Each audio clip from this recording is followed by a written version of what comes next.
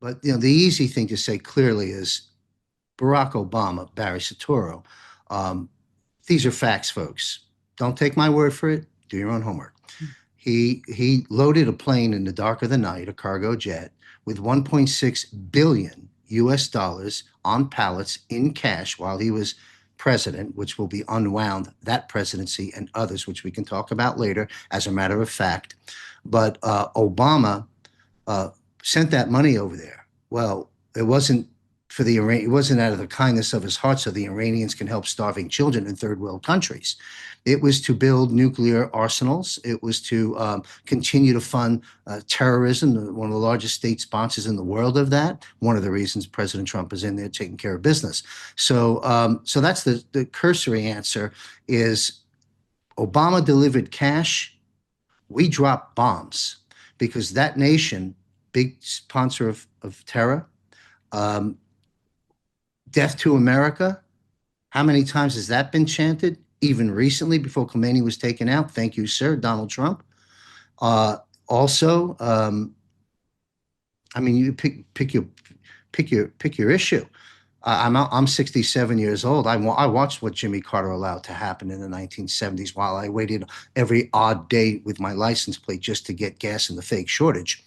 And because of the hostages they held for 400 something days when they took over and turned that beautiful place into a disaster and a living hell for everyone who lives there. And that's why the majority of the people, of course, mainly women, and we understand why, are celebrating in the streets. And prior to this Epic Fury, I think is the operation, prior to it being launched, we saw footage of people writing on walls in a public square, which they can get killed for, President Trump, please save us, okay, in Iran. So now, of course, that we've gone in there, and I know there's death, there's destruction. That's the nature of that beast. But boy, it isn't like Cheney's war or Bush's war. 15 years in the Middle East, walk away with nothing, trillions of dollars spent, profits for the industrial military complex and those in politics. This is different. But to conclude what I was saying is the women, we know the situation over there. And now you see them taking their burkas off and celebrating in joy. And same with our Iranian friends in LA are doing that here. And people are crying and thanking President Donald J. Trump and of course, all the military and the White Hats for getting this done. So what's really happening there? In my opinion, he's continuing to dismantle the global deep state syndicate, we'll call it. If you watch, we watched Venezuela first as the main operation. I don't need to repeat that. In and out in 12 hours, no U.S. casualties. Sadly, that hero not displayed, but put on display for us, if you will, at the State of the Union address that flew the chopper and was part of the rescue mission, took 4 bullets to the legs. And God bless him, he's a hero. But we got in and out of there, and that's mission 1. Why Venezuela was involved in the election theft of America. That election was hijacked and stolen. Everybody knows that. He was a drug cartel person. All the fentanyl that comes, we know why we went in there, and that was a hugely successful operation. Iran is happening now. In my humble opinion, you can expect not in any particular order, but if I were a gambling man, I would say next is Cuba. Mm-hmm. And boy, has that been a long time coming. And Mexico, to a certain degree. And eventually North Korea, Little Rocket Man, and then save Israel for last. That's right, Israel will be last. They're dismantling the operations that, as far as Iran goes, terror sponsor, death threats to our president, 2 failed attempts that we know of, death to America, funded building nuclear capabilities that not only threaten first to wipe off America and then Israel, but other countries in the world. So this is a very important mission. I texted Juan O'Savin last night. For those that don't know Juan, he does clandestine operations. He's been serving this nation since the time of Ronald Reagan. And I know Juan 7 years and have met him personally, face to face, numerous times, interviewed him hundreds of times. I texted him yesterday just to weigh in real quick until I get him on camera. I said, Juan, are we Epic Fury on track? He said 100%. So turn off the fake news, people. Don't get, what they want is division. War will divide everybody. That's understood. But this is an operation. I don't know how long it's going to last. Maybe 30 days would be my guess.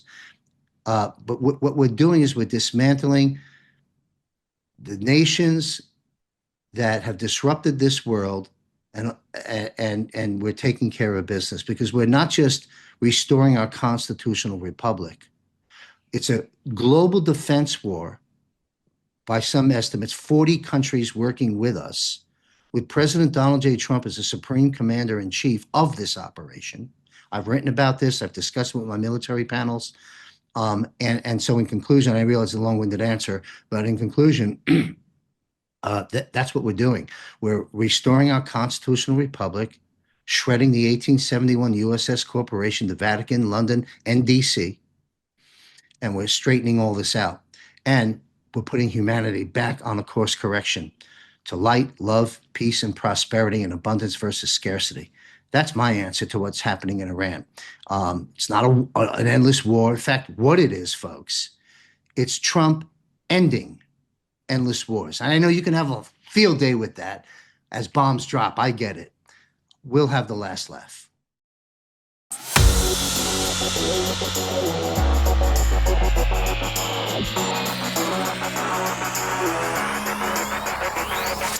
The global financial reset is underway and happening now.